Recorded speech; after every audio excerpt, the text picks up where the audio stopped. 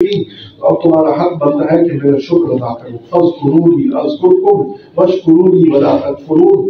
آگے جو ہے نا تہذیب اخلاق کے اصول بتلائے جاتا ہے. تہذیب اخلاق، تہذیب کے اصول بتلائے جا رہے ہیں کہ تم نے جو ہے نا کیسے رہنا ہے، کیسے تم نے اپنی زندگی گزارنی ہے. اس کے 5 اصول بتلائے. پہلا اصول فرمایا ذکر کرو میرا، اور دوسرا اصول میرا شکر کرو، اور تیسرا فرمایا کہ وہ اگلے رکوع کے اندر 3 اصول اور آ رہے ہیں کہ وہ جو ہے نا میرا شکر ادا کرنا ہے، صبر کرنا ہے، توکل کرنا ہے، شاعر اللہ کی تعظیم کرنی ہے. یہ اگلے رکوع کے اندر پورے جو ہے نا اصول آگے آ رہے ہیں. تو یہاں 2 اصول بیان فرمایا کہ ذکر کرو مجھے یاد کرو، اذکرکم میں تمہیں یاد کروں گا. اللہ تبارک و تعالیٰ کو یاد کرنا یہ بہت بڑی اللہ تعالیٰ کے ساتھ وفاداری اور اس کی نعمتوں پر جو ہے نا انسان اپنے آپ کو اللہ تعالیٰ کے گویا کے یاد کر کے اللہ تعالیٰ کے ساتھ یعنی اپنا ایک تعلق بنا رہا ہے. اللہ کو یاد کر کے اللہ سے تعلق مضبوط کر رہا ہے.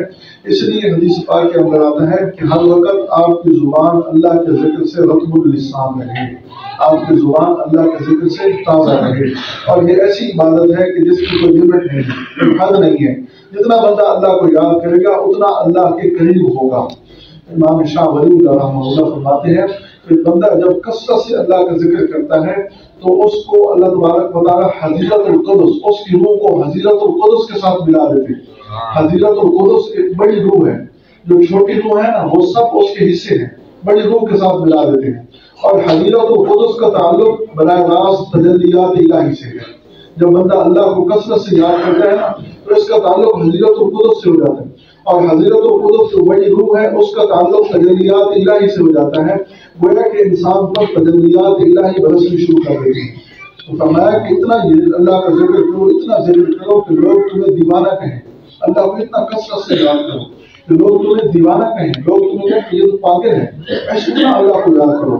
اور سب سے بڑی فضیلت سامنے آ رہی ہے فاذکرونی اذکرکم، تو مجھے یاد کرو میں تمہیں یاد کروں گا.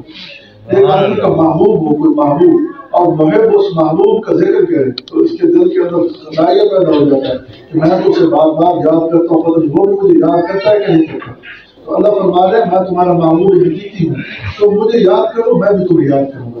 اور میں تم دل میں مجھے یاد کرو گے میں بھی تمہیں دل میں یاد کروں گا. تم مجمع کے اندر میرا ذکر کرو گے میں تمہارا بہترین مجمع فرشتوں کے اندر تمہارا ذکر کروں گا. اللہ تعالیٰ فرماتے ہیں کہ فلاں بندے نے مجھے یاد کیا ہے.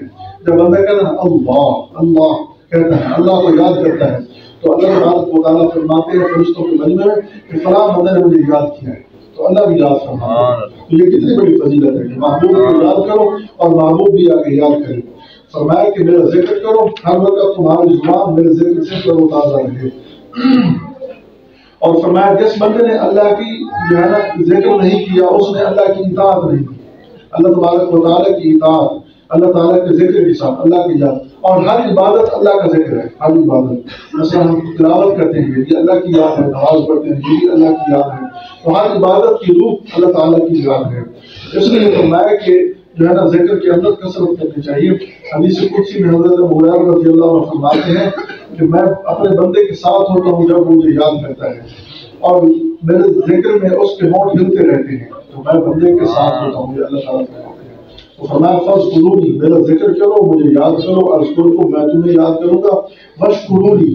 آگے دوسرا اخلاق کا تہذیب اخلاق کا دوسرا اصول فرمایا میرا شکر ادا کرو. شکر زبان سے بھی ہوتا ہے. زبان سے مثلا کھانا کھایا تو آدمی کیا کہتے ہیں الحمدللہ الذی اطعمنا وسقانا وجعلنا من المسلمین. یہ سب تعریفیں اللہ کے لیے جس نے ہمیں کھلایا پلایا اور اس نے ہمیں مسلمان بنایا. تو یہ زبان سے انسان شکر ادا کر رہا ہے. اسی طرح فرمایا کہ اللہ نے اولاد عطا کی، تو اب اس کا شکر یہ ہے کہ انسان عقیقہ کرتا ہے، عقیقہ کر کے اللہ کا شکر ادا کرتا ہے کہ یا اللہ تو نے مجھے نعمت عطا کی، میں اب جو ہے نا اپنا کچھ مال کے راستے میں خرچ کر رہا ہوں. حج کرتا ہے تو اس کا شکر یہ ہے کہ آدمی حج کے بعد جو ہے قربانی کرتا ہے.